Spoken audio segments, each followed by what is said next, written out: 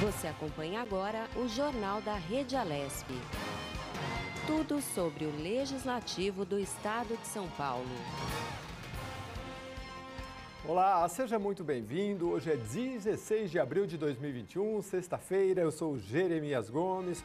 Nós vamos conferir juntos muitas informações que o Jornal da Rede Alesp traz para você. O Jornal da Rede Alesp chega com muita informação. Olha, vamos falar sobre o momento atual da pandemia Covid-19 no Brasil. E nós vamos falar também sobre a CPI da pandemia e os impactos econômicos que ela pode trazer.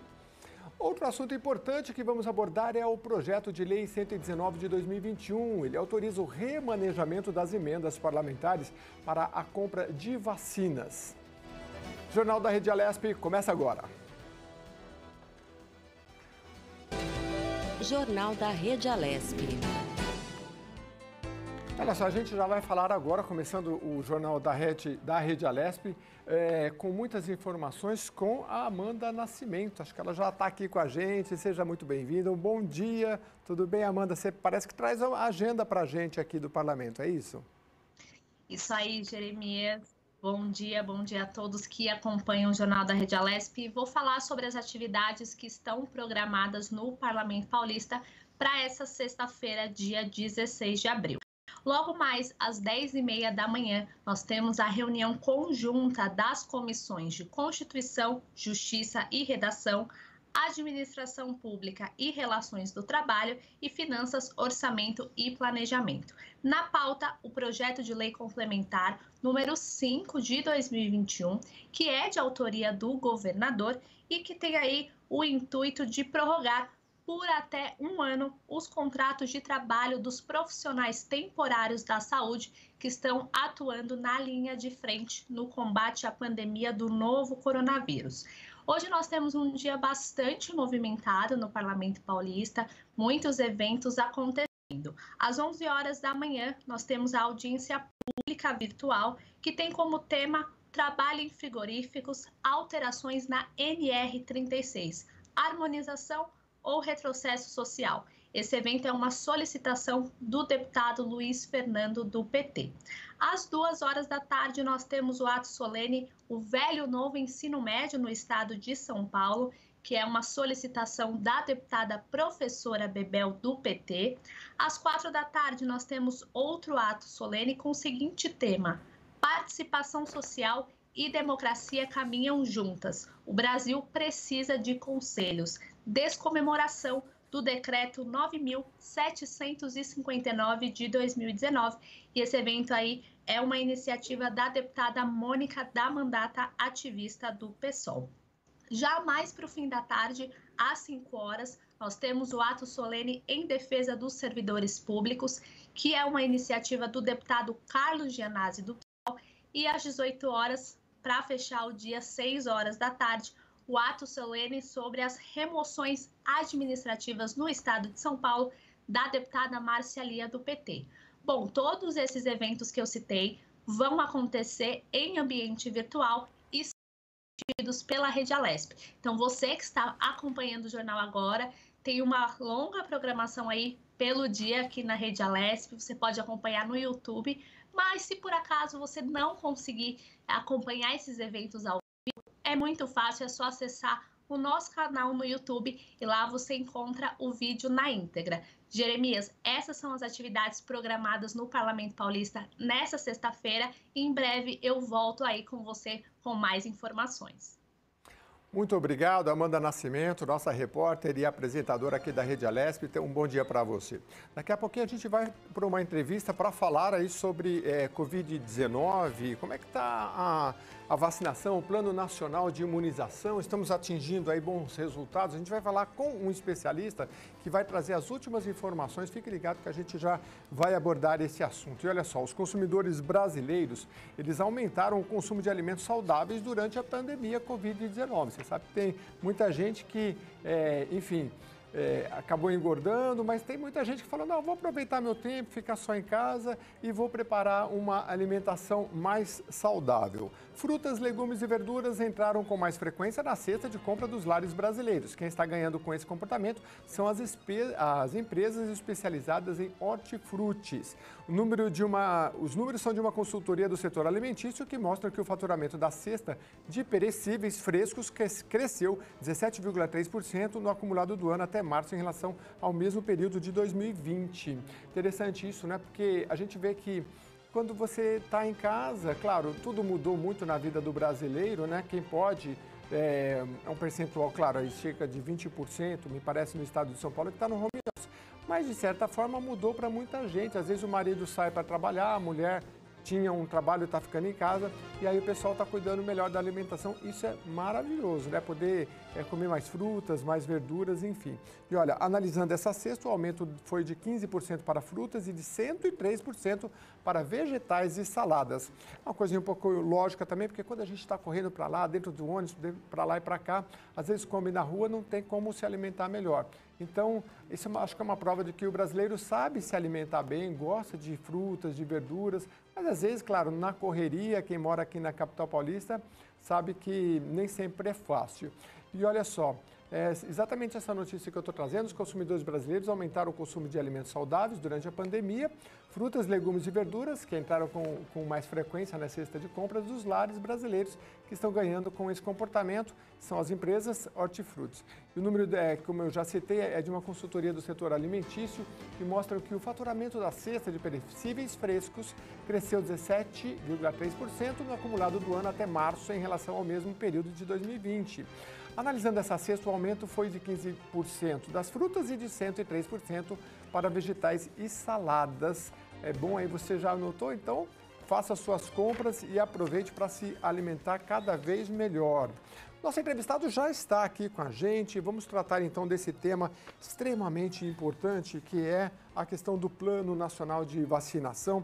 Quem está aqui com a gente é o Dr. João Vicente da Silveira, ele é médico assistente da Unidade de Hipertensão do INCOR, da Faculdade de Medicina, né? Vamos ver se ele já acompanha a gente. Vamos avançar um pouquinho no TP para a gente poder acompanhar aí, Matheus. Muito bem. Doutor, seja bem-vindo, um bom dia para o senhor. Bom dia, é um prazer estar com você. Doutor, pandemia do novo coronavírus já ultrapassou um ano no Brasil, desde o primeiro caso confirmado no dia 26 de fevereiro. Né? O país acumula mais de 13 milhões e 700 mil casos, superou a barreira de, infelizmente, 360 mil óbitos. Como é que o senhor tem acompanhado? O senhor também trabalha na linha de frente. Como é que o senhor acompanha a velocidade de imunização? Qual é a sua avaliação? Então, a minha avaliação é que o Brasil perdeu um tempo crucial no início da vacinação. Por exemplo, quando foi em agosto do ano passado que uma empresa de laboratório ofereceu vacina para o governo brasileiro, não foi valorizado, não foi comprado, não foi feito o acordo. Então, agora, nós estamos pagando um preço. Essa vacinação teria que ser muito mais rápida, porque o nosso país ele tem essa dimensão continental e é muita gente que precisa ser vacinada. E a nossa população, conforme ela não está sendo vacinada, o vírus acaba mantendo essa transmissibilidade, é o que a gente está vendo. E mantendo essa transmissibilidade do vírus entre as pessoas, o que acontece? A chance do vírus ter uma mutação, que é a famosa variante que as pessoas têm ouvido falar, o vírus acaba criando uma característica genética mais... Ele poderia ser menos grave, mas alguns casos, e a grande maioria, está sendo um vírus mais transmissível e mais lesivo. Então, nós perdemos muito tempo. A vacina teria que ser muito mais rápida. Pois é, doutor, a gente vê outros países aí com o índice de imunização já alto, né? E isso acaba dificultando até os brasileiros. Nós estamos aí entre os países que têm dificuldades, inclusive, de entrar em outros países. Mas e agora que, assim, já passamos essa fase, dá para correr atrás? Aqui na Assembleia Legislativa, por exemplo, se aprovou um projeto que foi para a sanção do senhor governador para adquirir, o próprio Estado de São Paulo adquirir vacinas, né? O senhor acha que a gente vai conseguir, de alguma forma, acelerar esse processo?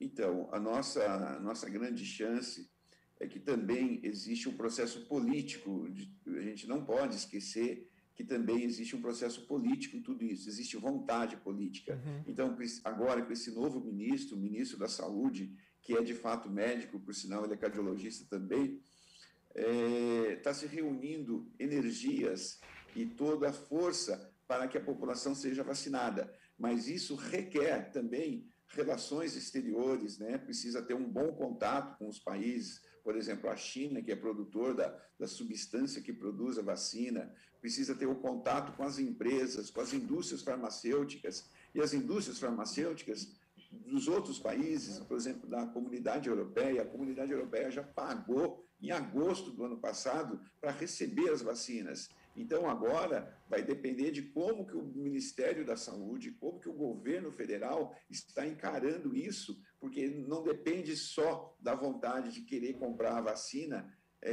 sendo que também hoje os outros países que já compraram estão recebendo e não consegue fazer uma produção excessiva, porque o Brasil requer muita vacina, né? Então, o que eu acho que, por causa da situação política, que o ano que vem vai ter eleição para presidente, o governo federal talvez se empenhe também, não só pela saúde dos brasileiros, mas também por essa questão política. Doutor, os idosos, aí nós estamos aí caminhando aí para, enfim, atingir um número grande de idosos aí, inclusive com 60 anos, né? Qual é a mensagem para eles? Eu sei que tem muita gente que fala assim, eu já estou tomando a segunda dose, viu? Logo, logo vou fazer minhas coisas. Não é bem por aí, né? Tem que esperar o prazo de imunização tudo direitinho, né? E até, sim, né? Pois não. Desculpa. Bem colocado por você. A vacina, ela requer um tempo no nosso organismo após a aplicação. O nosso corpo, ele recebe informações para formar anticorpos, e isso requer um tempo. E as vacinas foram feitas baseadas nas cepas que já eram do ano passado. E o que está acontecendo agora? Não pode ter esse relaxamento. Você tem que ficar com todas as medidas de precaução, né? Que é isolamento social, o uso correto da máscara, o álcool em gel, porque assim, enquanto a população não é vacinada numa integralidade, o vírus fica circulando.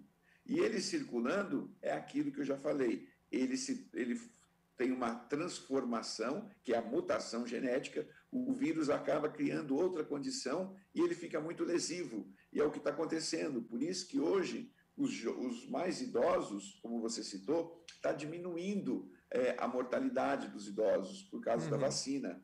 E mesmo os idosos que estão pegando a doença de novo, a manifestação está sendo bem mais leve. E os jovens que estão piorando, estão muito expostos. Pois é, doutor, nesse sentido, tudo é muito polêmico. A gente passou pela polêmica, por exemplo, de se vacinar os presídios, porque, logicamente, nos presídios as pessoas estão muito próximas umas das outras, mas aí as pessoas falam, mas vai vacinar o que está preso, não vai vacinar outros profissionais. Qual é o entendimento que se tem sobre isso? Também se fala, mas se fosse ver os jovens que estão por aí andando mais, eles transmitem mais. Então vamos vacinar primeiro os jovens e depois os idosos, né? Não, mas os idosos têm preferência, né? É complexo a população entender isso, né? Agora, diante desse cenário também, nós temos acho que 3% da população vacinada, né? Então, assim, é aquela história, quando o cobertor curto, a gente tem que saber como aplicar. Como é que o senhor está vendo assim, esses níveis profissionais da saúde, agora nós temos os policiais, né? Como é que é o entendimento que o senhor tem dessas prioridades? Então, todos nós precisamos receber a vacina. E quem está mais exposto são os idosos, porque a doença, ela começou lá na China, né? E depois a gente já teve a experiência de passar para a Itália, pela Espanha, pelo próprio Brasil e Estados Unidos, e nós observamos, a ciência mostrou para a gente qual é a epidemiologia dessas pessoas, e quem eram as pessoas que mais morriam eram os mais idosos. Então, não é que a gente tem que priorizar os idosos e não priorizar os jovens, as crianças. Então, os que mais sofrem pela doença são as pessoas idosas. Então, as pessoas idosas têm que ser imunizadas primeiramente para que diminua essa transmissão E a mortalidade dos idosos é muito alta. Então, a gente sabe que os pacientes mais jovens mostrou para a gente que a mortalidade neles é menor. Então, nós vamos atacar o problema aonde o problema é maior, que são os idosos.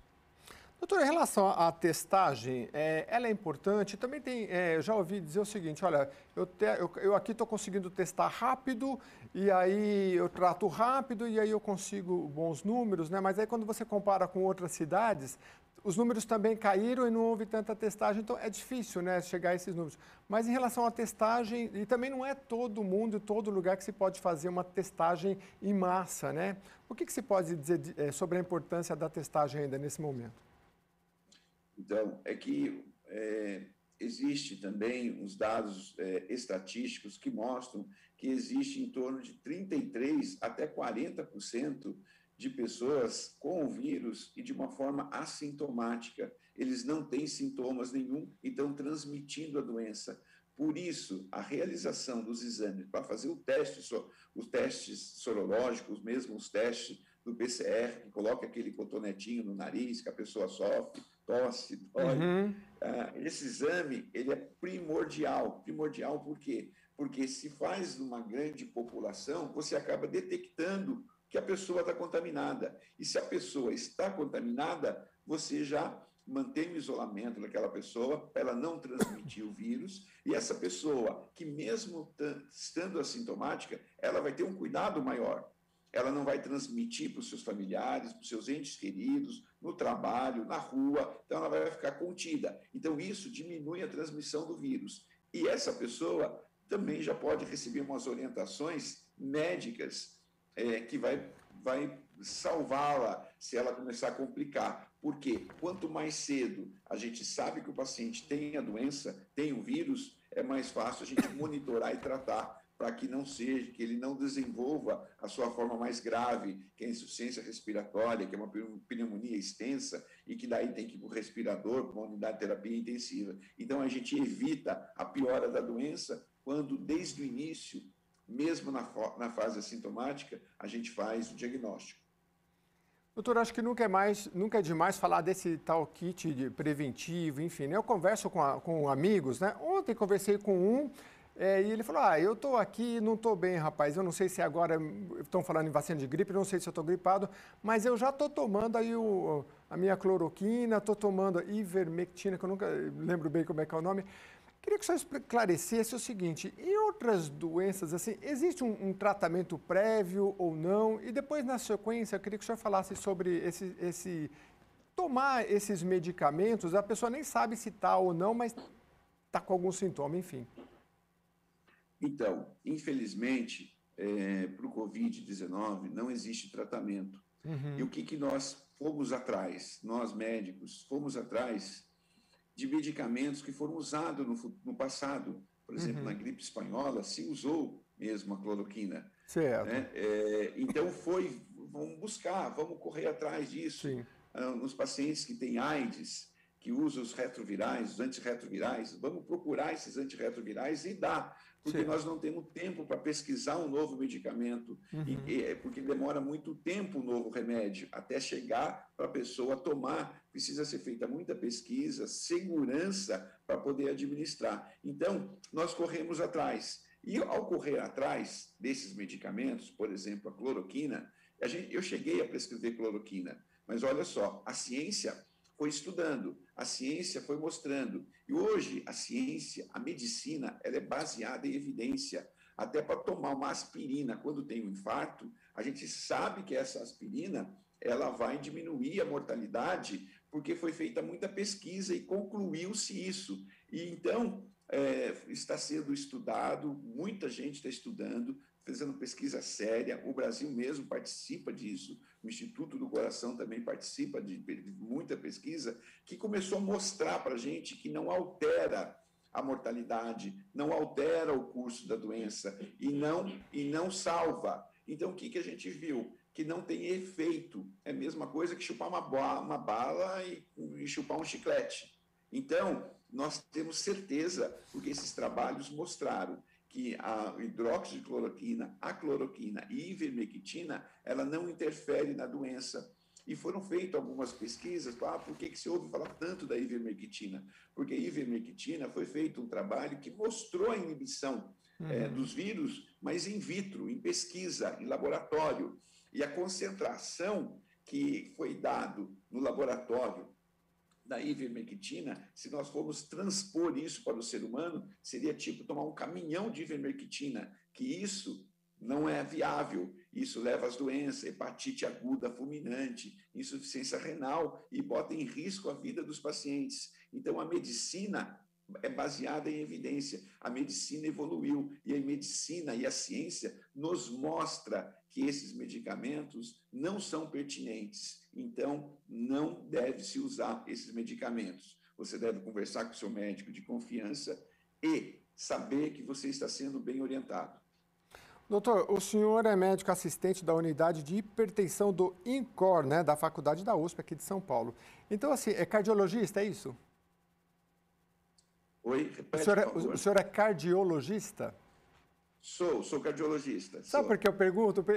Vamos falar das coisas do coração um pouco, mas das coisas emocionais. Eu tenho visto, conversado com amigos assim que têm síndrome de pânico durante a pandemia, né? E qual é o impacto da pessoa, do psicológico, né, nessas questões? Que a pessoa vê muita notícia e aí parece que falta o ar, parece que acontece. Então, isso tem um impacto importante, aí a pessoa já começa a tomar remédio antes. E como é que o senhor tem visto isso? Eu não sei, às vezes chega a pessoa, por exemplo, síndrome do pânico, as pessoas, eu já vi falar que a pessoa, meu coração está doendo, né? Aí o médico olha e fala, não tem nada a ver com o coração, né? Se fosse infarto, você estaria gritando, você não estaria assim.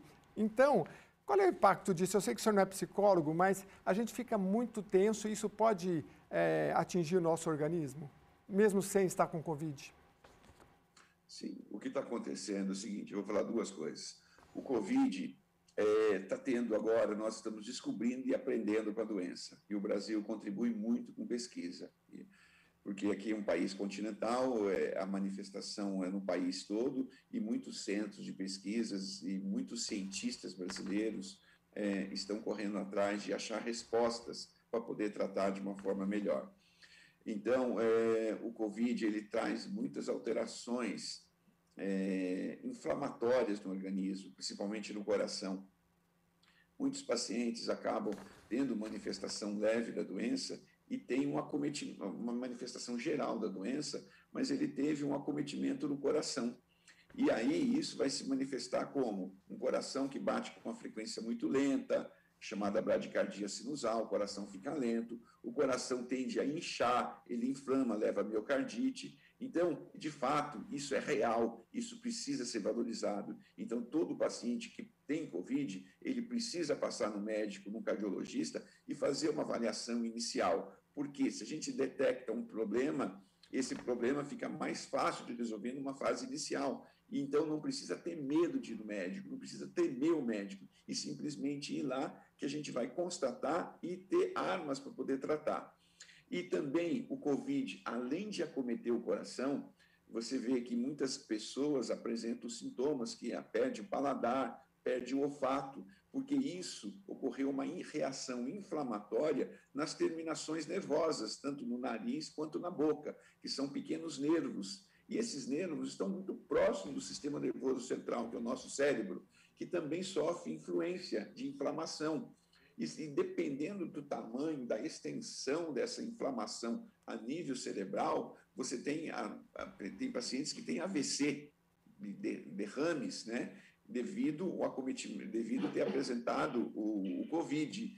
E uma vez que isso acontece, essa alteração cerebral, de fato, que ocorre, tem essa situação toda de pânico que a gente passa. A gente vê televisão, vê entes, amigos, vizinhos, pacientes, conhecidos, pessoas morrendo. Então, cria-se uma condição de medo, mas de medo porque a gente preserva a vida. As pessoas começam a flertar hoje com a morte.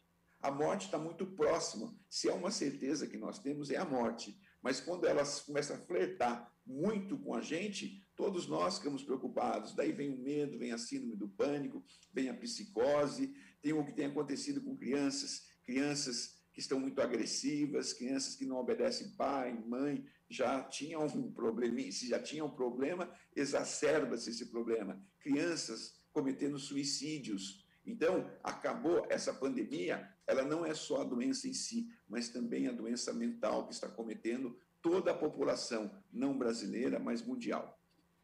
Pois é, e aí vale sempre a recomendação dos cardiologistas, né? Exercício físico e manter bem a nossa mente preparada, as famílias fortes e unidas, porque isso também, eu acho que vale mais do que tomar remédio que pode fazer mal para o fígado, né, doutor? Esse fortalecimento psicológico, muito importante o que o senhor falou. Sim.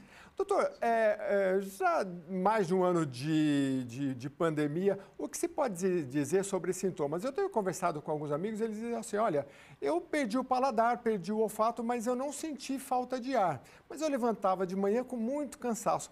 Essa falta de ar, ela ainda dá para dizer que é um percentual de quanto hoje na população? Ou não tem esses números ainda? Não, de fato, a gente não tem não temos com certeza esse fato, essa estatística para te falar. O que a gente sabe é que as pessoas, ela pode desenvolver a fase assintomática, nenhum sintoma, zero sintomas. Ele descobre que está com Covid porque o companheiro teve um Covid, já vou fazer também. Aí descobre-se, nossa, mas eu não senti absolutamente nada. Então, existe essa parcela que não tem nada. E tem pessoas que acabam tendo essa manifestação somente do paladar, do olfato, mas a gente sabe que o Covid é um processo inflamatório respiratório. Então, ele tem uma predileção pelo pulmão. Pulmão, coração e rins. E depois o cérebro, nessa sequência, podemos dizer assim. Então, como é uma manifestação que acaba tendo um início respiratório, o pulmão é acometido. Então, quando tem falta de ar, a gente precisa ficar muito alerta, porque o que nós estamos observando hoje, diferente do ano passado, que até orientavam, vai para casa, fica em casa, toma dipirona, espera os sintomas, hoje já mudou. Você vai, procura um médico, esse médico vai te examinar, esse médico vai avaliar a sua condição.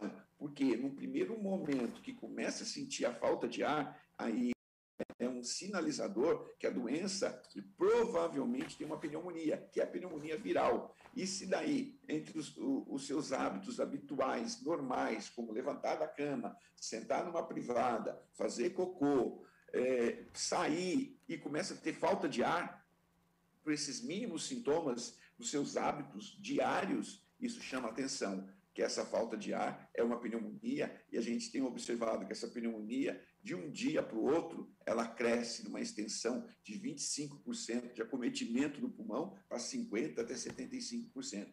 Então, esse sintoma que você me falou de falta de ar é um sintoma que chama muita atenção da gente. Doutor João Vicente da Silveira, médico assistente da Unidade de Hipertensão do INCOR, da Faculdade de Medicina da USP, muito obrigado pela sua atenção, pelo seu tempo. Com certeza voltará outras vezes, porque são muito relevantes as suas informações. Muito obrigado. Muito obrigado, foi um prazer estar aqui com você e compartilhar esse conhecimento todo com o seu público. Muito obrigado. Até a próxima, muito obrigado. E agora vamos à nossa repórter Tayana Conrad, que traz os destaques do Tribuna Virtual de 15 de abril, né, desta quinta-feira. Ele contou com a participação dos deputados estaduais Carlos Gianazzi do PSOL, Enio Tato do PT, Janaína Pascoal do PSL, Mônica da Mandata ativista do PSOL e Ricardo Melano do Partido Novo. As ações de combate ao avanço da pandemia de Covid-19, mais uma vez, foram destaques na tribuna virtual transmitida pela Rede Alesp. Para o deputado Carlos Gianazzi do PSOL, ainda não é o momento de retomada das escolas. O governador Dória determinou a obrigatoriedade da volta às aulas presenciais, mesmo com todo esse colapso na área da saúde, na área do sistema funerário, mesmo ainda na data de ontem, o Estado de São Paulo registrando 2.095 pessoas morreram ontem. Foi o registro feito no Estado de São Paulo por conta do coronavírus.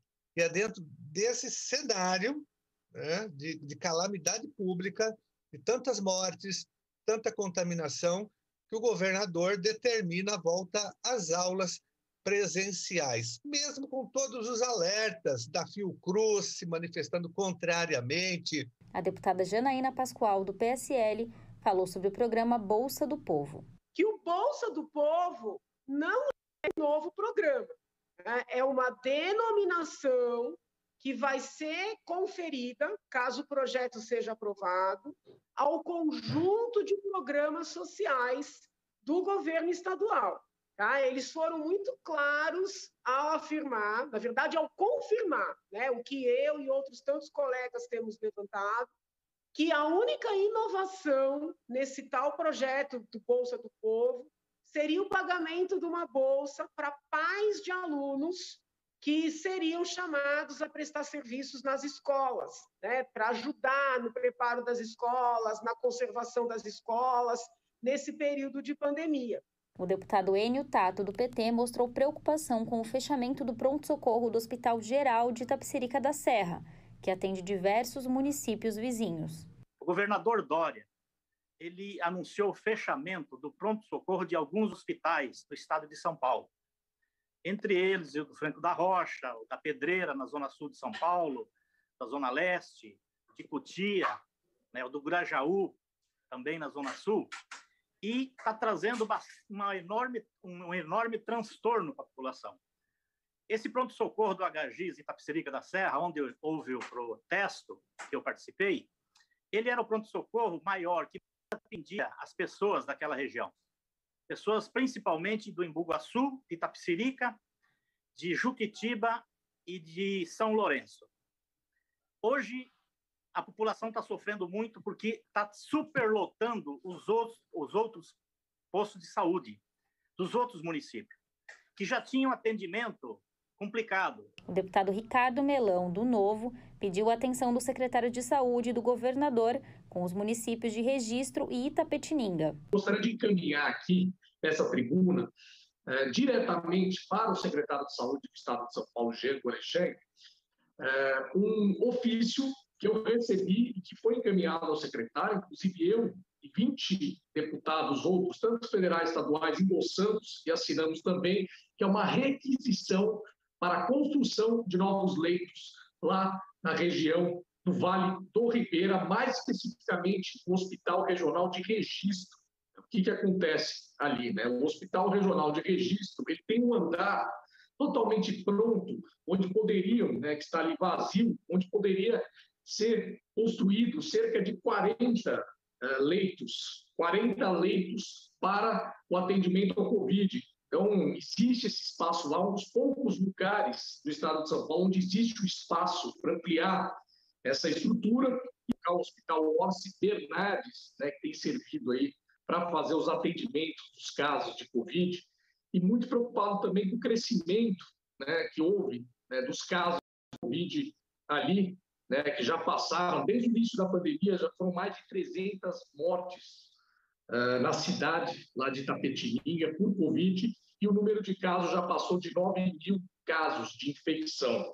Só que o hospital lá, que é uma referência em alta complexidade para terapia intensiva, né, e atende ali outros municípios, pelo menos 10 dos municípios ali da região, né, de Itapetininga, né, Angatuba, São Miguel Arcanjo, Sarucuí, enfim, né, ele também oferece serviço de baixa e média complexidade, possui aí 112 leitos totais exclusivos para atendimento do SUS e está precisando, para fazer esse atendimento, urgentemente de recursos financeiros. A deputada Mônica, da mandata ativista do PSOL, questionou a volta às aulas na rede estadual e falou sobre a situação de vulnerabilidade dos servidores do Estado. Não é o momento de devolver, muitas vezes, o salário mínimo que esses servidores ganham, esse baixo salário que já ganhavam antes, para que avós, que muitas vezes são responsáveis pela manutenção de famílias inteiras, que muitas vezes são responsáveis pela manutenção e pela sobrevida de crianças, possam voltar a contar com a condição de vida que antes nem era digna, mas era a condição de vida que se tinha anteriormente. Então, aqui manifestar o meu apoio ao PDL 22. A gente vem batalhando toda semana para que ele volte à deliberação em plenário, e a gente acha, sim, que Se é para falar de justiça socioeconômica, a gente precisa começar por desfazer a maior injustiça cometida pelo governador João Dória, que foi o confisco do salário dos idosos que no passado serviram ao estado de São Paulo. Por conta das recentes medidas restritivas no Plano São Paulo, as atividades parlamentares acontecem remotamente. A tribuna virtual é transmitida ao vivo a partir das 2h30 da tarde na programação da TV e no canal da Rede Alesp no YouTube. Muito bem. Olha, o Brasil está negociando com países parceiros o recebimento de medicamentos para intubação de pacientes de Covid-19. Foi o que disse o ministro da Saúde, Marcelo Queiroga, em meio à situação de emergência vivida com a escassez destes insumos. Marcelo Queiroga destacou em entrevista coletiva um acordo já fechado com a Espanha, além de uma compra internacional realizada pelo Ministério por meio da Organização Pan-Americana de Saúde. O ministro não detalhou as quantidades. Segundo o ministro, o Brasil está negociando com países parceiros o recebimento de medicamentos para intubação de pacientes de Covid-19.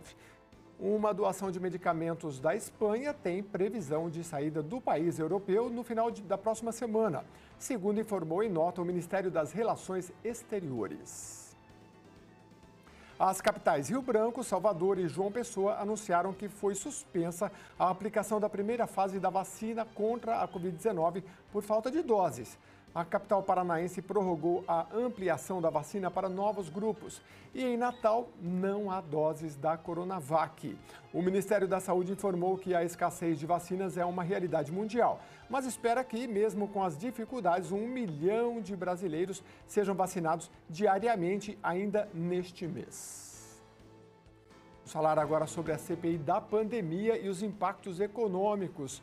Por 10 votos a 1, o plenário do Supremo Tribunal Federal decidiu, nesta quarta-feira, dia 14, a confirmação da decisão do ministro Luiz Roberto Barroso, que determinou a abertura da Comissão Parlamentar de Inquérito para apurar possíveis irregularidades na pandemia. E sobre este assunto eu converso agora com o economista Igor Macedo de Lucena. Bom dia, Igor, tudo bem? Bom dia, é um prazer estar aqui. Igor, pois é, essa comissão agora, a gente já foi bastante noticiada, mas vamos lá, o que ela vai investigar? Bom, esse é talvez um dos pontos mais críticos da CPI, né? Toda comissão parlamentar de inquérito, em tese, ela tem um fato determinado e um período a ser analisado e que seus trabalhos também sejam focados em um objeto específico.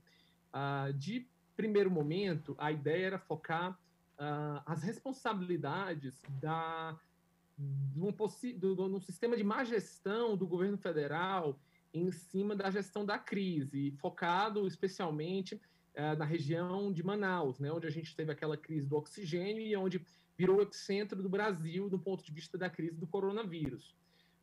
Contudo, o presidente do Senado, Rodrigo Pacheco, colocou outros 2 aspectos, investigando também os estados e os municípios, que de uma maneira inicial, e se a gente olha o regimento do Senado, não é possível uma comissão parlamentar de inquérito investigar situações relativas a estados e municípios.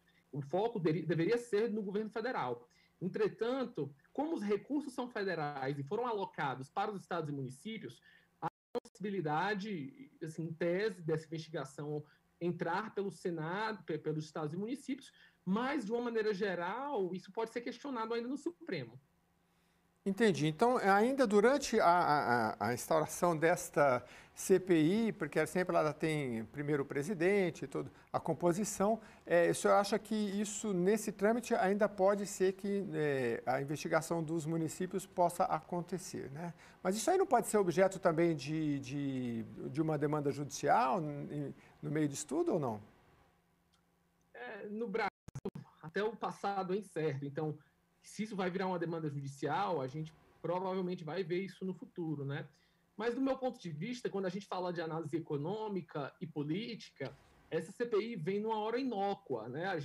Dos países do G20, o Brasil é o único que está em uma queda da volta econômica, e quando você analisa uma comissão parlamentar de inquérito ser colocada agora, o que a gente vai ver mais tensão nos mercados, isso vai gerar uma instabilidade política ainda maior, a gente vai ver maiores conflitos entre o governo federal e os estados, isso vai fazer com que o dólar tenda a subir, a gente pode ver uma queda da bolsa, os investidores não sabem qual vai ser o resultado dessa CPI. Então, do meu ponto de vista, ela não deve ser colocada agora nesse ponto, apesar dela já ter sido... a gente já vai ver agora com a composição dos membros, presidente, relator, mas, de uma maneira geral, isso não vai ajudar a resolução da crise. Se eu pudesse dar uma análise de conselho do ponto de vista macroeconômico, eu deixaria essa CPI para um segundo momento, daqui a alguns meses, quando a gente já tiver a situação da pandemia controlada, mas do ponto de vista econômico, essa CPI só vai trazer a situação complexa. E, assim, quando a gente analisa do ponto de vista prático e histórico, comissões parlamentares de inquérito que não tem um único fator a ser analisado, tem vários, e esse é um fato, a gente está analisar todos os 26 estados, a gestão dos 26 estados do Distrito Federal, a gestão do governo federal e a gestão dos mais de 5 mil municípios. Então, existe uma máxima que é CPI que investiga tudo, no final não investiga nada. Então, a probabilidade de a gente não ter nenhum resultado prático é muito grande. Então, a gente vai criar uma comissão que vai investigar muita coisa, não vai ter um grande relatório final e no final só vai trazer tensão econômica. Eu não vejo o ponto lógico nisso hoje. E a CPI tem prazo, então, de 90 dias, né? Pode ser prorrogado ainda assim ou só esses 3 meses? Ela pode ser prorrogada, ela tem uma possibilidade de prorrogação. Isso vai depender do embate político e do desenrolar dos trabalhos ao longo dos próximos meses. Agora, nós temos aí também a questão do orçamento público federal, né, que está próximo aí de ser aprovado. Você acha que a CPI pode impactar também na questão do orçamento, nesse debate?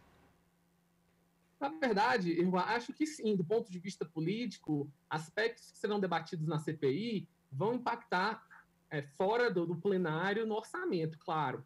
Mas dentro da CPI, o orçamento não é objeto de estudo. Quando a gente analisa do ponto de vista prático, que a gente tem um orçamento que não cabe no escopo do Estado, o orçamento ele superestima receitas e ele coloca despesas menores do que elas são. Então, na prática, a gente tem um orçamento que é inexequível. Sendo ele inexequível, ele tem que ser vetado pelo presidente da República e retornado ao Congresso para que seja feito um orçamento que caiba dentro do escopo do Estado, apesar da gente ter déficit. Mesmo com déficits programados, esse orçamento não é capaz de ser cumprido. De uma certa maneira, esse problema do orçamento envolve também o fato da gente não ter passado ainda uma reforma da máquina pública. Porque quando a gente fala da reforma da máquina pública, a gente fala da possibilidade de alterar despesas obrigatórias do orçamento baseado nas necessidades e baseados também na complexidade e na capacidade de receita da União, né? Então, como a gente não fez reforma, a gente está com esse problema do orçamento, a gente vai ter esse problema provavelmente até 2024, que é o último ano que a gente está prevendo déficit no orçamento. Então, a gente só vai ter um orçamento equilibrado, muito provavelmente, de 2025 para frente. E o presidente Bolsonaro, ele não pode sancionar o orçamento do jeito que está, já com as ressalvas do TCU, com o risco de incorrer em crime de responsabilidade, tal qual foi o caso da presidente Dilma. Então, essa situação do orçamento, eu diria que é tão urgente quanto a questão da pandemia. Sem ela, sem o orçamento aprovado, a gente não tem a capacidade de executar o plano de ajuda às empresas, o plano de ajuda ao emprego, o novo Pronamp, o novo BEM e, principalmente, uma expansão para além de 4 meses do auxílio emergencial, que vai se tornar mais do que necessário a partir do momento que a gente não vai conseguir controlar toda a pandemia em 4 meses. Como é que funciona a questão do olhar de investidores estrangeiros, né? Você já falou, mas eu queria que você acentuasse um pouquinho. Porque, vamos supor, o Brasil precisa, como qualquer país, de investimentos internacionais. O investidor, ele olha e essa questão política, como é que ele analisa? Ele pode falar, poxa, investir nesse momento no Brasil pode ter algum complicador, tem, sei lá, Argentina, Peru do lado ali.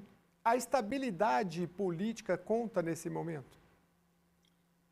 A estabilidade política conta muito, né? O investidor estrangeiro, quando ele vem para o Brasil, ele vem com 3 opções. Ele vem comprar títulos públicos brasileiros, ele vem comprar títulos privados brasileiros e ele vem investir em Greenfield, né? Que chama-se, que seriam operações reais, você abrir uma nova fábrica. Mas tudo isso precisa de estabilidade política, estabilidade monetária, estabilidade cambial e, principalmente, em alguns casos, da possibilidade do Estado e das empresas brasileiras de pagarem suas dívidas.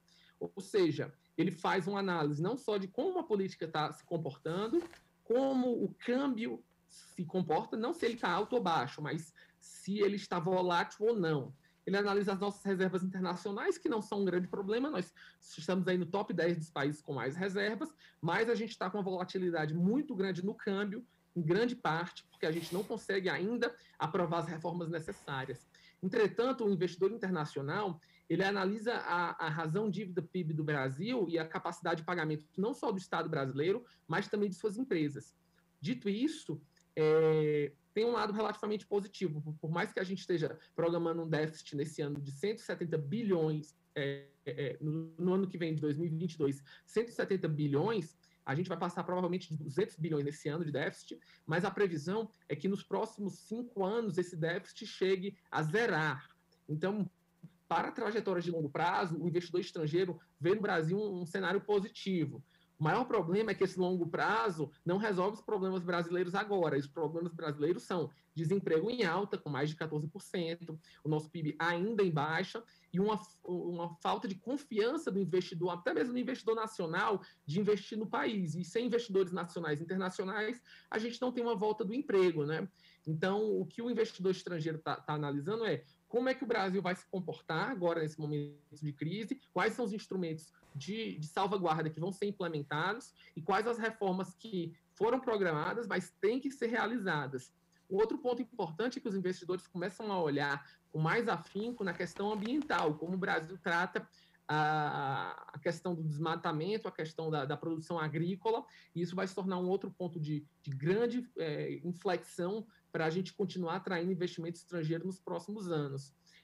Dito isso, a gente vai precisar realmente arregaçar as mangas, colocar as reformas em prática. A gente está precisando de um sistema de coesão nacional entre o governo federal, estados e municípios para retomar a economia nacional, e só assim a gente consegue voltar a confiança do investidor estrangeiro hoje. O investidor estrangeiro sabe que no Brasil, no futuro, a gente consegue se reorganizar, mas a gente está precisando resolver nossos problemas agora, né? E, dito isso, o investidor ainda vê o Brasil um pouco perdido nas ações.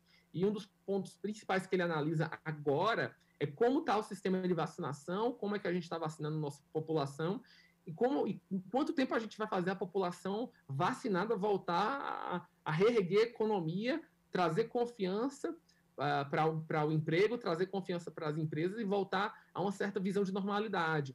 Eu digo isso porque é o que a gente está vendo em países já como os Emirados Árabes, parte dos Estados Unidos, a Inglaterra principalmente, Israel, onde a vacinação já está ocorrendo com grande afinco e que a vida está começando a ter áreas de normalidade e uma certa volta da economia e da confiança dos investidores locais e internacionais.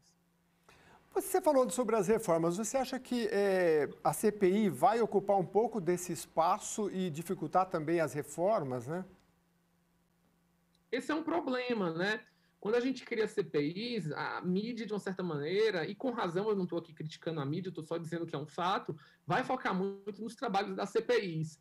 E alguns senadores e deputados que estão nas listas são senadores e deputados afincos, com convicções fortes. Então, a gente vai ver debates grandes, fortes, trocas de acusações. Isso termina ocupando muito o pensamento e também a análise dos políticos e dos formuladores de políticas públicas, o que é ruim, porque eu digo que... E aí eu digo que é um momento inócuo, porque o nosso foco, independente de quem é o gestor público, qual é o grau, estado, município ou união, tem que estar focado em 2 pontos, reorganização do orçamento, 3, na verdade, reorganização do orçamento, realizar as reformas e passar o mais rápido possível a vacinação, trazer o mais rápido de vacinas. Agora, a gente analisar a CPI, quem tem culpa A, B ou C, não vai resolver os problemas do Brasil, vai fazer com que a nossa recuperação seja mais demorada ainda.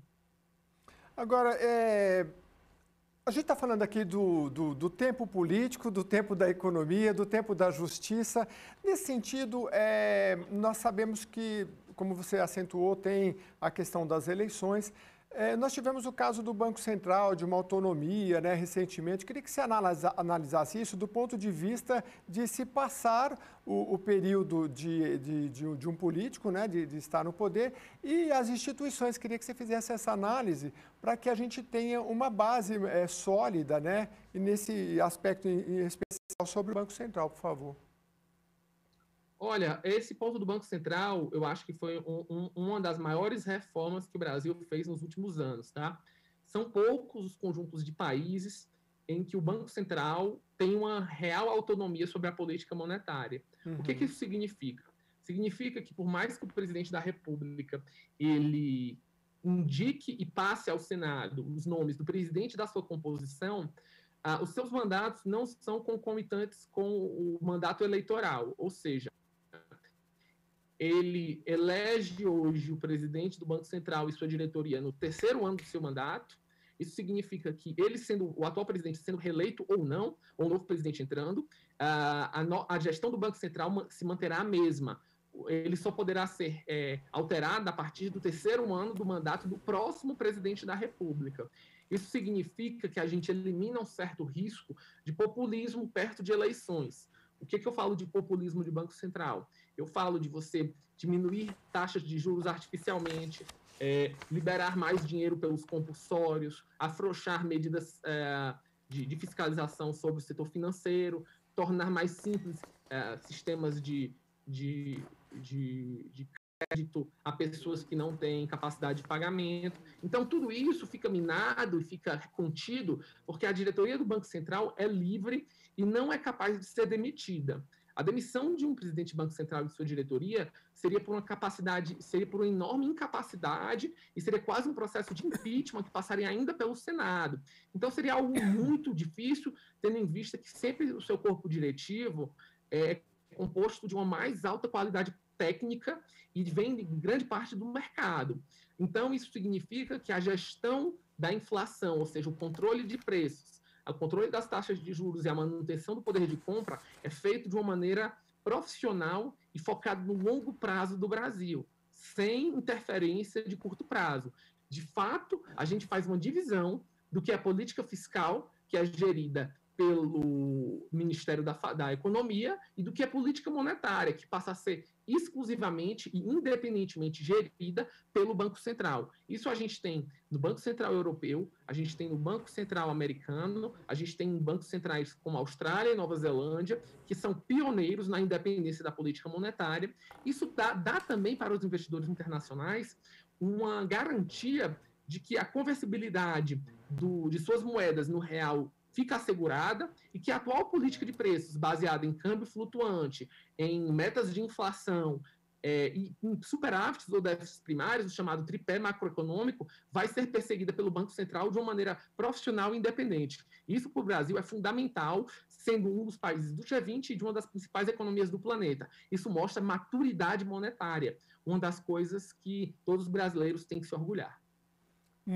Realmente. Eu quero agradecer muito ao Igor Macedo de Lucena, economista, por essa análise profunda aí da questão econômica em relação à CPI da pandemia, que vai ter um impacto aí em todos os brasileiros. Muito obrigado pela sua participação. Muito obrigado, eu agradeço e fico à disposição da TV Alesp para próximas oportunidades. Muito obrigado, um bom dia para você. O Jornal da Rede Alesp continua aqui. Olha só, nos últimos 15 dias, o Hospital Albert Einstein apresentou uma queda de 43,9% no número de pacientes internados com CPI com Covid-19. Estava falando sobre a CPI até agora. A tendência de queda é comum aos hospitais privados da cidade e do estado de São Paulo e também do Brasil, conforme o levantamento de associações das unidades de saúde.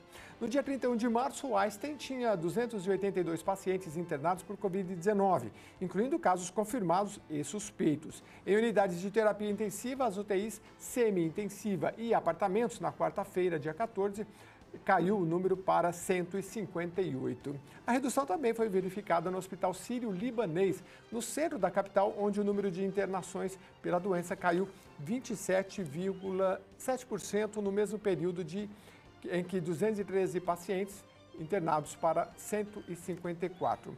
A instituição destaca, contudo, que o número de pacientes em leitos de UTI pouco mudou até ontem, quinta-feira. Há 62 pacientes internados na terapia intensiva. No dia 22 de março, um pico de internações no hospital. 63 passaram no atendimento de alta complexidade. Também nos últimos 15 dias, a rede DOR São Luís registrou queda de 30% no número de pacientes internados por Covid-19 em São Paulo. Assim como o Sírio, o Hospital Alemão Oswaldo Cruz vem registrando queda nas internações por Covid-19 nas últimas 3 semanas, com redução de 49%. Entretanto, registrou redução de 18% na ocupação dos leitos de UTI no período e 69% nos leitos de enfermaria. Os hospitais não interromperam a realização de cirurgias eletivas, mas reduziram o número de procedimentos de restrição àqueles considerados graves, conforme os protocolos nacionais e internacionais de classificação. O Senado aprovou ontem, dia 15, um projeto de lei que garante à empregada gestante o afastamento do trabalho presencial durante o período da pandemia, sem prejuízo do recebimento do salário. O projeto foi aprovado por unanimidade em votação simbólica. Conforme o projeto, funcionária gestante deverá permanecer à disposição do empregador em trabalho remoto. O projeto segue para a sanção presidencial. Este PL, de autoria da deputada Perpétua Almeida, do PCdoB, é do ano passado e determinava como prazo de duração da medida o estado de calamidade pública, reconhecido pelo Congresso Nacional. Mas o decreto legislativo que tratava da calamidade já perdeu a validade. Por isso, o texto teve essa alteração, retirando a citação do decreto legislativo. Em seu lugar, o projeto cita emergência de saúde de importância nacional como período de validade da medida. Vamos falar agora sobre o projeto de lei 119 de 2021. Esse projeto ele autoriza o remanejamento das emendas parlamentares para a compra de vacinas. Aprovado em reunião conjunta de comissões, o projeto 119 de 2021, que excepcionalmente autoriza o remanejamento das emendas parlamentares individuais de execução obrigatória dispostas no artigo 28 da Lei 17.286 de 2020, para a compra de vacinas contra o Covid-19 para os municípios. Sobre este assunto, nós vamos conversar agora com o deputado Ricardo Madalena, do PL. Bom dia, deputado. Seja muito bem-vindo aqui ao Jornal da Rede Alesp. Explica para a gente como é que vai funcionar esse projeto de sua autoria, por favor. Bom dia a todos os ouvintes, a todos os internautas. Um projeto de suma importância para a população do estado de São Paulo. Nós tivemos, graças ao bom Deus, aprovação em regime de urgência. E agora vai para plenário para análise, para votação do plenário e, após isso, se tiver êxito, aprovação junto ao governador de São Paulo. Ou seja, um projeto que traz para a população do nosso estado de São Paulo 20% da população de São Paulo sendo imunizada, se houver consenso de todos os deputados da casa. Certo. Ou seja, R$500 bilhão, que é o valor das emendas impositivas, para que seja comprado as vacinas, que seja imunizada a população de São Paulo. Esse montante daria aproximadamente para imunizar 20% da nossa população.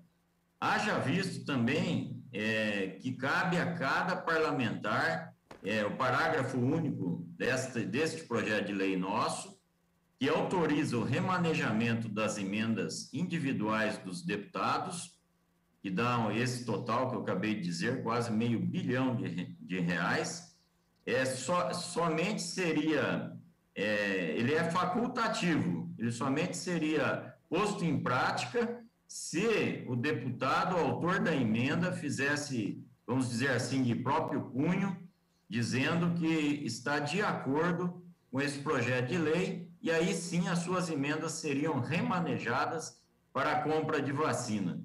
Eu vejo com bons olhos para que a gente consiga aprovar este projeto após as discussões em plenário e depois para a sanção do nosso governador de São Paulo.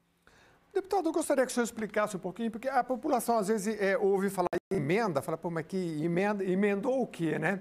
Então, assim, o legislativo, ele tem a função de legislar, o parlamentar, mas o parlamentar, como o senhor, pode, como todos os 94, podem destinar emendas. O senhor podia explicar o que é essa emenda, ela é um recurso, e por que ela às vezes é obrigatória, não para a gente entender como é que funciona?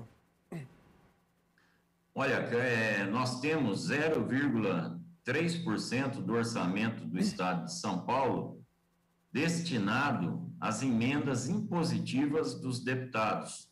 Isso cabe em torno de 5 milhões de reais, e isto foi aprovado, se não me falha a memória, em 2019, então passou a ser lei no Estado de São Paulo, que cada deputado ele possui o valor de 5 milhões de reais para destinar aos municípios do interior de São Paulo. Normalmente, os deputados destinam para construção de creche, escola, reforma de praça, quadra poliesportiva, pavimentação. E por que eu idealizei este projeto? Porque no momento que nós estamos vivenciando, o que a população tem necessidade do nosso estado de São Paulo, pois somos deputados estaduais, legislar para que o povo seja imunizado. Certo. E é isso que nós fizemos.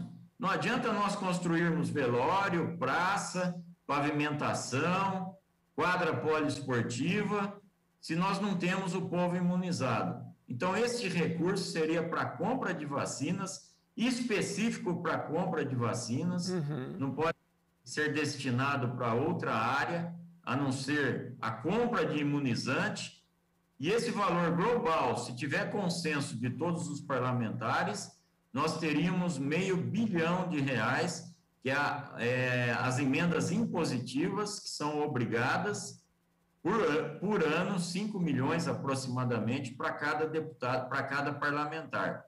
Então, essa seria o que você acabou de me indagar, a resposta para poder trazer aí um alívio, esperança, né, para a nossa população. Nós temos ciência da falta de vacinas, não só no Brasil, não só no estado de São Paulo, mas no mundo todo.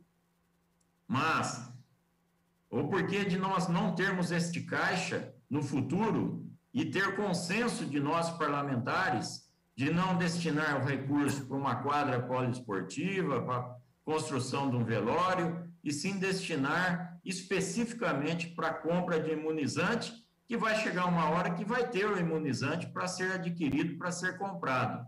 E com o déficit que nós estamos passando, vocês viram ainda há pouco, há meses atrás, manifesto de diversos empresários com relação às providências que os deputados estão tomando, que é a queda de arrecadação que nós vamos ter no estado de São Paulo. A conta não fecha. Nós vamos ter um déficit muito grande no estado de São Paulo, em torno de 10 bilhões de reais. Então, nós precisamos trabalhar sim, dar a nossa parte, a nossa colaboração, como fizemos o ano passado, cortando, vamos dizer assim, na própria carne, com recurso, com verba de gabinete, com salário, e agora, por que não as emendas, nós destinarmos especificamente para a compra de imunizante, que dentro, em breve, se Deus quiser, nós vamos ter vacinas para ser adquirida pelos nossos governantes.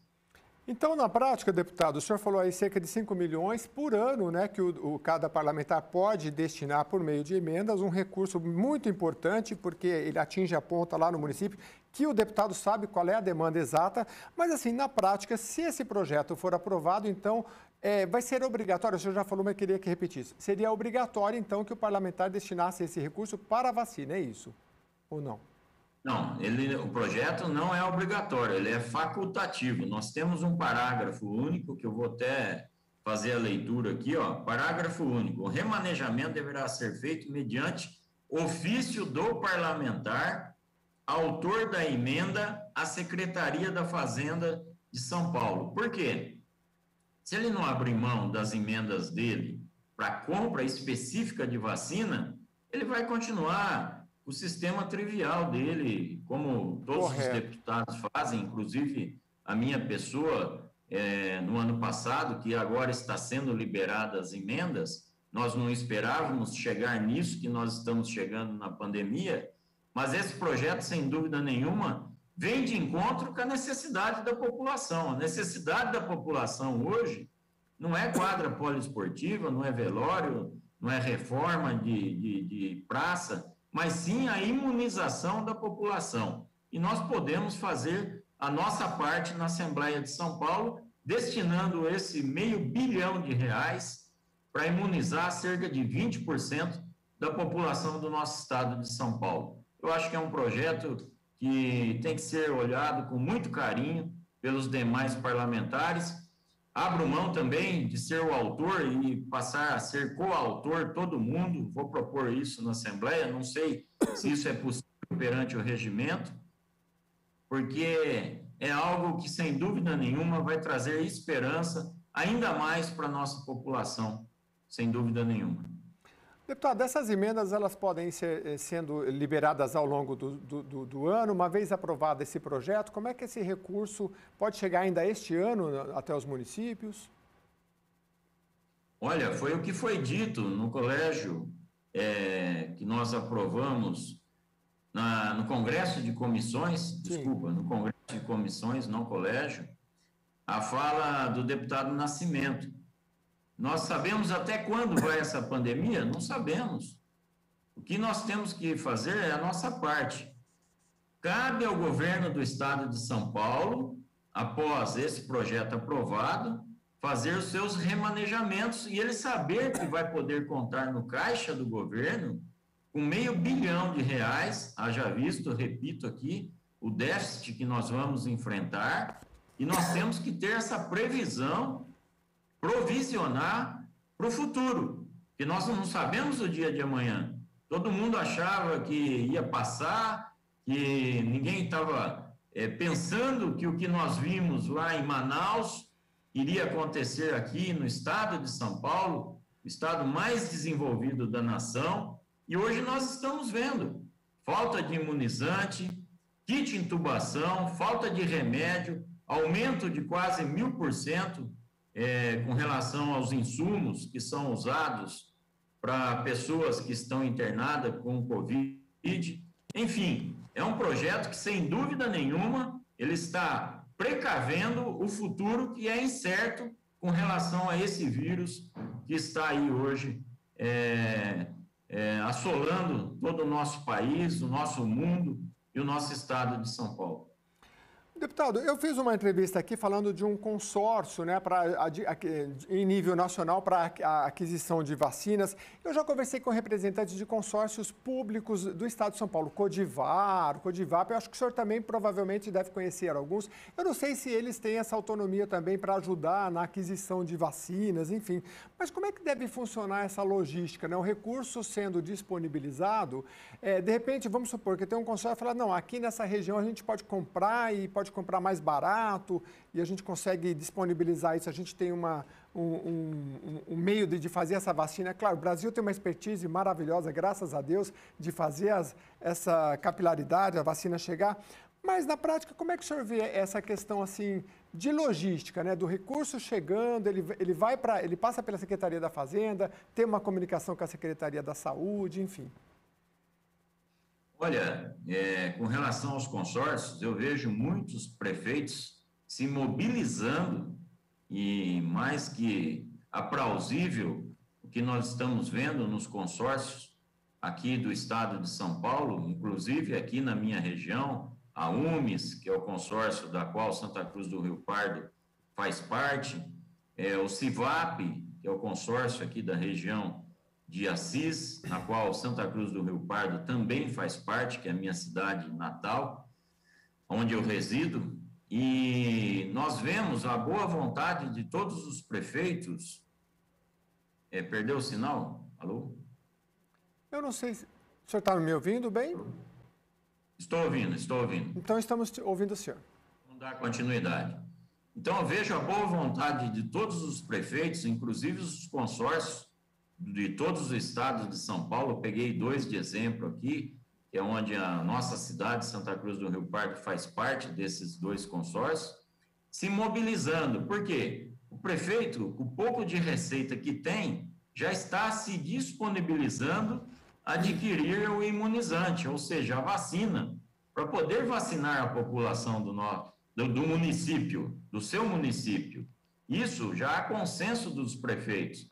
Então, nós estamos vendo com bons olhos, não só o governo de São Paulo, não só os municípios do nosso estado de São Paulo, mas também a Assembleia de São Paulo, que já fez isso no passado, através do corte de salário dos deputados e também verbas de gabinetes, e agora com esse projeto de lei, que é de suma importância, no meu modo de vista, para a população do nosso estado, pois, como você disse, se você compra a vacina, uma caixa de vacina, é uma coisa. Se você compra 50 mil caixas de vacina, o preço é outro. E é isso que nós estamos tentando viabilizar. Adquirir o imunizante com recurso do Estado. Nós estamos vendo hoje vacinas em torno aí de $9, $8. Instituto Butantan, no futuro, provavelmente fazer uma vacina em torno aí de $3, $4. Hoje, baseado no dólar, que nós estamos vendo o preço da vacina em torno de $9, seria em torno de 20 milhões de pessoas imunizadas com esse recurso da LESP. Imagine se conseguirmos derrubar isso para $3, $4. Então, nós iríamos imunizar, com recurso da LESP, quase metade da população, 50% da população do nosso estado de São Paulo. E eu tenho convicção, não tenho dúvida nenhuma, que quanto mais as pessoas são vacinadas, quanto mais tempo passa, mais a probabilidade do valor. E nós, com esse recurso da LESP, poder adquirir mais imunizantes, mais vacinas para vacinar a população do estado de São Paulo. Deputado Ricardo Madalena, muito obrigado pela sua participação. Está no interior ou está na capital hoje, deputado? Estou no interior, estou em Santa Cruz do Rio Pardo e já estamos finalizando aí. Eu quero novamente aqui falar da questão da prevenção. O principal remédio que nós temos hoje é a prevenção. E aquilo que todo mundo já está ciente, até o ditado popular, e eu sou também, já estão careca de saber, né? Que é o uso de máscara, poder manter o distanciamento, lavar as mãos sempre, álcool gel, enfim, tudo aquilo que nós podemos fazer, aqueles que puderem ficar em casa, aquilo que nós podemos fazer neste momento que nós estamos passando, pois não temos mais vaga, estamos entrando num colapso muito grande no estado de São Paulo, todos os hospitais do interior de São Paulo, Santa Casas, com leitos praticamente com 100%. Então, é um momento crítico que nós estamos vivenciando e aqui a gente faz um apelo para que a população tenha a conscientização da prevenção. Muito obrigado, deputado, pela sua participação. Sucesso aí no seu trabalho. Eu que agradeço. Um grande abraço a todos os ouvintes e internautas. Muito bem, Ricardo Madalena, estou vendo aqui notícias aqui, passou lá por Avaré, falando sobre questões de leite de UTI, às vezes aqui em São Paulo, e agora trabalhando aí por esse projeto de sua autoria em relação à vacina. Muito bem, olha só, mais de 365 mil brasileiros perderam a luta contra a Covid-19 desde o início da pandemia. Somente em um período de 24 horas, registrado até as 8 horas da noite de ontem, foram 3.774 mortes pela doença. A média móvel de óbitos no Brasil nos últimos 7 dias chegou a 2.900. São 20 dias seguidos com a média acima da marca de 2.500. Em casos confirmados desde o começo da pandemia, são 13.758.000 brasileiros que já tiveram ou têm o novo coronavírus. 80 mil novos casos foram confirmados no último dia. Os dados são do consórcio de veículos de imprensa, com base nas secretarias estaduais de saúde.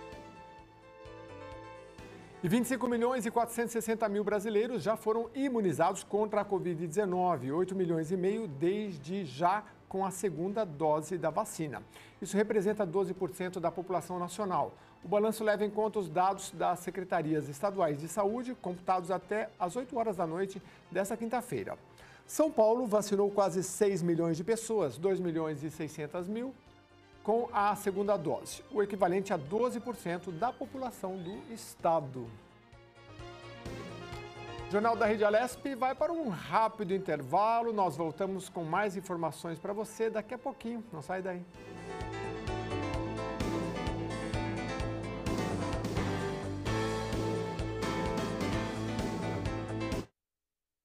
Jornal da Rede Alesp.